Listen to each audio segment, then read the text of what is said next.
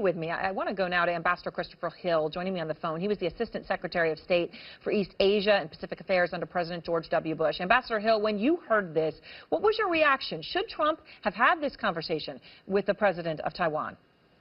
Well, obviously, he should not have. We have had for 40 years rather clear policies of how to implement the One China policy. 8 years during the Reagan administration, this never happened. 4 years during the Bush Senior administration, this never happened. 8 years of Clinton, 8 years of George W. Bush, and 8 years of Obama. So this is a real break. Obviously, it was an example of what is all too often happening now with this incoming administration, this tendency to wing it. What I'm concerned about is that rather than acknowledge a mistake, they will double down on it, say that this is indeed an effort to change some of the terms of our One China policy. And that's a huge mistake. We have a lot of stuff going on with China. We've got South China Sea, we've got North Korea. We don't need this right now. And Ambassador, you know, to your point about them doubling down, this was not a mistake. I mean, we know a pro-Taiwan advisor of Trump's team who worked closely with Dick Cheney facilitated this phone call, right? It was purposeful. We know no one in the Trump camp consulted the White House or the State Department before the phone call was made. Was it done on purpose in secret? Well, I do know the individual you're talking about, Steve Yates. He worked for Dick Cheney, and he worked on Taiwan, and he, you know, beavered away with really a concept that there was no such thing as the People's Republic of China. Well, there is, and this shouldn't have been done. And whether it was Steve Yates trying to organize this, there should have been someone in the transition, perhaps the National Security Advisor, say, wait a minute, let's think this through. And clearly, there's just too much of this kind of winging it and this kind of deinstitutionalization that's going on. That is, why ask the State Department? Why ask the National Security Council staff? Why not just go ahead because it feels right? And this is not going to be the last of these kinds of things. So things need to get cleaned up in a hurry in Washington. Ambassador Hill, thank you very much for your time. A combustible mix of raw emotions and hard feelings as top advisors to Donald Trump and Hillary Clinton came face to face for the first time since the election. The Clinton team bluntly accusing the Trump campaign of fueling racism to help win the White House. If providing a platform for white supremacists makes me a brilliant tactician, I am glad to have lost. I would rather lose than win the way you guys did. No, you wouldn't.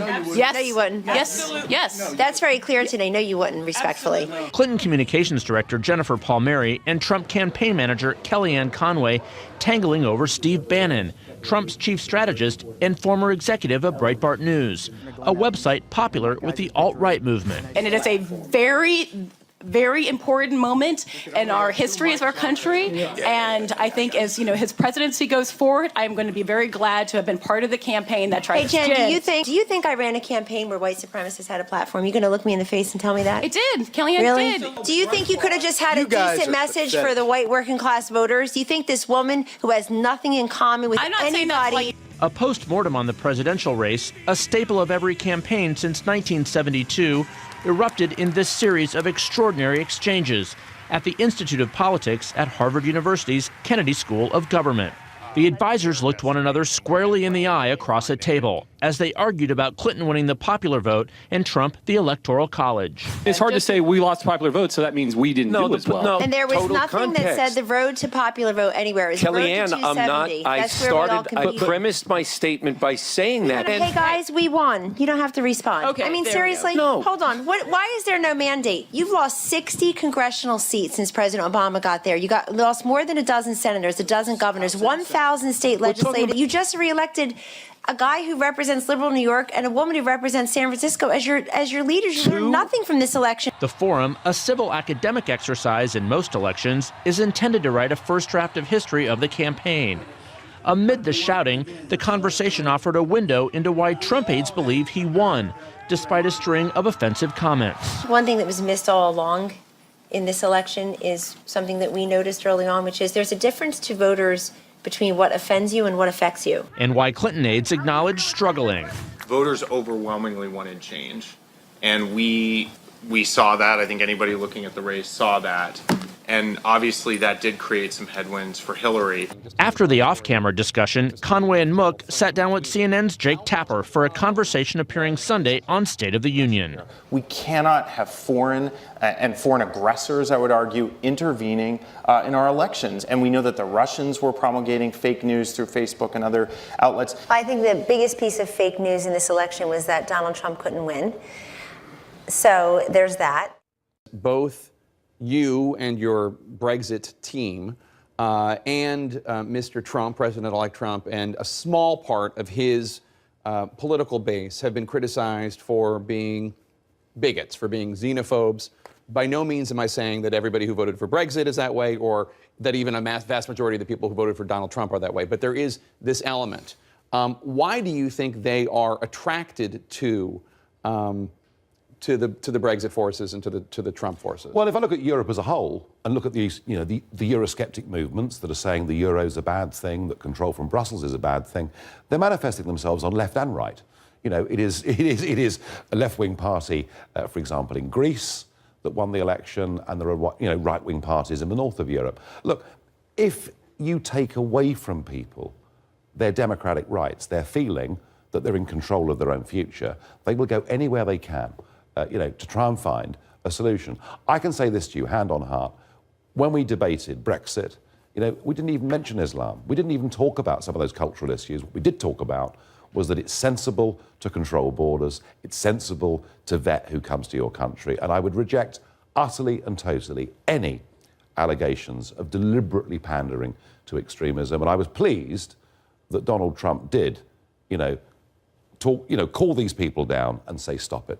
But you did talk about immigration and you did talk about refugees. But that's a respectable thing to do. And we got to such a crazy place where actually I was told 10 years ago, oh, Nigel, please, when you go on television, don't talk about immigration, don't talk about border controls. Only bad people do this. And what we've had to do is shift the centre of political gravity and mean that we do talk about it and do so sensibly. Back to business at Trump Tower hours after returning to those rousing rallies on the first stop of what Trump is calling his thank you tour. We're going to make America great again. You watch. The president-elect holding court for hundreds in Cincinnati, part on teleprompter, part off the cuff, bombastic, boastful, with the clear message "I told you so," all signature Trump. We won Wisconsin, and we won Michigan, and we won Pennsylvania, and that person is doing the map, and that person was saying for months that there's no way that Donald Trump can break the blue wall, right? We didn't break it, we shattered that sucker. Trump lashing out at the media. These are very, very dishonest people. And boasting about his 9-point Ohio win despite a non-endorsement from Governor John Kasich. Your Governor John Kasich called me after the election. He said, congratulations, that was amazing. And at a time when many are calling for the president-elect to reach out to the plurality of voters who voted for his opponent, Trump went in the other direction. Although we did have a lot of fun fighting Hillary, didn't we? While also calling for the country to come together. We're going to seek a truly inclusive society where we support each other. Trump's riffs resulting in confirmation of reports from CNN and others that he'll nominate retired Marine General James Mattis as Secretary of Defense on Monday. They say he's the closest thing to General George Patton that we have, and it's about time. But at least one Democrat promising a fight over the congressional waiver necessary for General Mattis to take over the top post at the Pentagon. New York Senator Kirsten Gillibrand releasing this statement. While I deeply respect General Mattis's service, I will oppose a waiver. Civilian control of our military is a fundamental principle of American democracy, and I will not vote for an exception to this rule. Mattis left the Marines in 2013. Not enough time to meet the 7 years required by law between a uniformed officer retiring and taking up a civilian post. Meanwhile, speculation still swirling over who Trump will pick for Secretary of State. Mitt Romney continuing to stand out as one of the 4 leading contenders for the spot after his Tuesday night dinner with Trump. The president-elect providing some insight into his relationship with the former Massachusetts governor, who infamously labeled Trump a fraud during the primary fight. Well, he's been very gracious. And don't forget, I hit Mitt pretty hard also, before the fact. And so I understand how it all works. But He's been very, very nice. We had dinner the other night. It was great. There was actually a good chemistry. Joining us now with reaction, Delaware Democratic Senator Chris Coons. Let's start with those comments from Congressman Gutierrez. First of all, do you think that's appropriate? Do you think many Democrats will boycott Trump's inauguration, and will you? Well, Chris, I'm planning to go to the inauguration. I think regardless of how you feel about the election or who won, we owe it to our nation and to the world to show that we're going to participate in the orderly, peaceful, regular transition of power that has happened every 4 years throughout the entire history of our republic. I think this is an important moment for us to show our country and the world that democracy works, that we embrace the outcome of the election and the chance to work together across the aisle. I choose to follow what I think has been the example of both President-elect Trump in his victory speech on the night of the election, and then President Obama and Secretary Clinton in saying we all look for President-elect Trump to be successful. Well, I applaud you for your consistency, but not all of your fellow Democrats are being so consistent. And, you know, when I remember I was the moderator of the third debate, and I asked Mr. Trump whether he would recognize the results of the election. He said, I'm going to keep you in suspense. Hillary Clinton said that was horrifying. People, Democrats, liberals, said they were horrified about citing the principle of the peaceful transfer of power. Now, though, that it's Trump who's the president, not all of them are sticking to that principle. Well, I think what concerned folks in that debate with that I'll keep you in suspense was the possibility that Trump, if he were unsuccessful in the election, would contest it, not through legal, orderly means, but would refuse to accept it. But now you've got the Green Party calling for recounts in 3 states, the Clinton campaign saying they're going to participate. Isn't this hypocrisy? Well, I think what's different there, what's distinguishable, is that Jill Stein, who's the presidential candidate of the Green Party, let's be clear, is following a legal process to file contests against those 3 states' elections and asking for a recount. That's quite different from saying you refuse to accept the outcome. Speaking for myself, I accept the outcome of the election. I think it's clear that Secretary Clinton won the popular vote and that Donald Trump won the Electoral College, and he's going to be our next president. And I think we need to move forward past this election. What do you think of moving forward? What do you think of the Trump agenda as he's laid it out so far, especially at that Carrier event yesterday in Indiana, on this issue of really being tough on companies leaving the United States?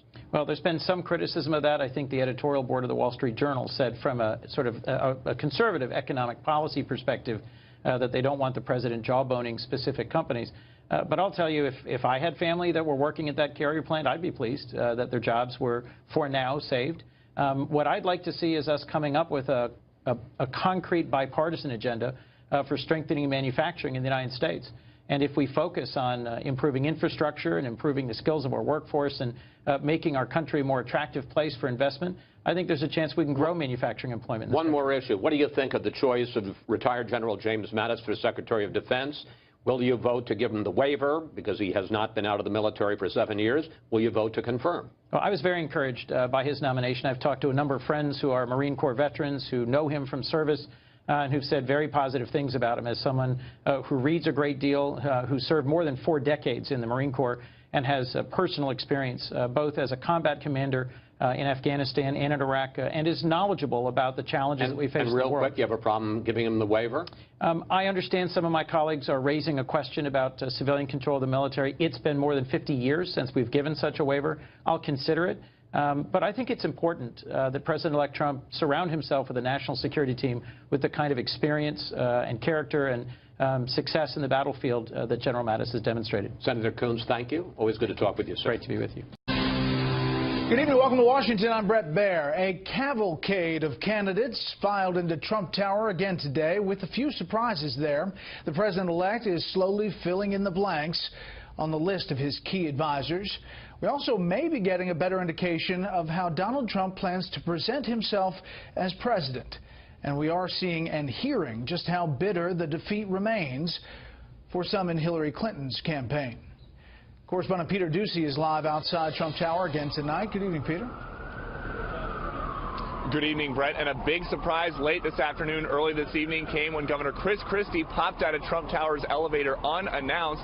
Christie's visit here comes as his name is floated as a possible next RNC chairman. But the big work of the day here in Midtown at Trump Tower was filling key cabinet slots. Another name from the Secretary of State short list was on the Trump Tower guest list today. Former U.S. Ambassador to the UN and Fox News contributor John Bolton. His first meeting with the president-elect about the possibility of becoming America's top diplomat. Today we also heard for the first time what it is that Mr. Trump now likes about another contender for the job in Foggy Bottom, Mitt Romney. Well, he's been very gracious. And don't forget, I hit Mitt pretty hard also, before the fact. And so I understand how it all works. But he's been very, very nice. We had dinner the other night. It was great. There was actually a good chemistry. It was a really good chemistry with him. Mr. Trump says an announcement will come soon, and that may have his senior staff on their toes because some of them say the mention of a General James Mattis nomination last night in Ohio. He's the closest thing to General George Patton that we have, and it's about time. Was a complete surprise. We did not have a clue that he would do that at that moment. I didn't anyway, but that's okay. Vice President-elect Mike Pence is telling the Wall Street Journal the Trump administration plans to aggressively pursue big-ticket campaign promises with a focus on health care and immigration, saying that, quote, I think the only thing that will surprise them is that Washington, D.C. is going to get an awful lot done in a short period of time. And part of the transition process is figuring out how. That's why Republican Senator David Perdue from Georgia came to New York today. I committed my position in the Senate to full support about getting this 100-day plan executed. Other guests included former Defense Secretary Robert Gates, Florida Attorney General Pam Bondi, and North Dakota Senator Heidi Heitkamp, who joins Congresswoman Tulsi Gabbard as the only elected Democrats to meet with the incoming president, and who is the only elected official we've seen sharing an elevator car with famous New York street performer, the Naked Cowboy. The transition in New York has been completely civil, but when Trump and Clinton staff met for a conversation in Cambridge, Massachusetts, there was chaos. I would rather lose than win the way you guys did. No, you wouldn't. Yes. A forum held every 4 years at Harvard's Institute of Politics between winning and losing political operatives soured last night when Clinton Communications Director Jennifer Palmieri accused Trump campaign manager Kellyanne Conway of catering to white supremacists because she works in the same office as the polarizing former Breitbart CEO Steve Bannon. And Conway fought back.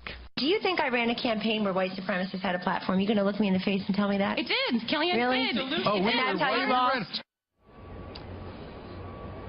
Fresh off the big job-saving carrier announcement, the president-elect told us today that he is going to start relying on a forum of CEOs to advise him while he tries to bring jobs back to the United States from companies like Disney, Walmart, and GE. Brett. Peter, every day or so we get a new list of world leaders President-elect Trump has talked to, but today in particular, one particular call is raising some eyebrows here in Washington and probably in another world capital. Right, and that's because the president-elect spoke on the phone, we learned just a few minutes ago, with the president of Taiwan. It's the first time in nearly 4 decades that an American president or president-elect has spoken to a president of Taiwan, because we haven't had diplomatic relations with them in that entire time. The transition office says that the two spoke about the close economic, political, and security ties between the U.S. and Taiwan, but this is possibly going to start causing some problems with China, which disagrees very strongly with Taiwan about their status as a province. We don't know if this means there's going to be a new China policy already, if this is a hint of what it is, but remember, China was a major target of Mr. Trump on the campaign trail, especially when he talked about global economic problems he thinks are caused by their manipulation of currency. Brett? Yeah, that's one to watch. And just to be clear, the Naked Cowboy is not under consideration for a position. They are tight-lipped about his status as a possible cabinet member. I had to clarify that. Peter, thank you.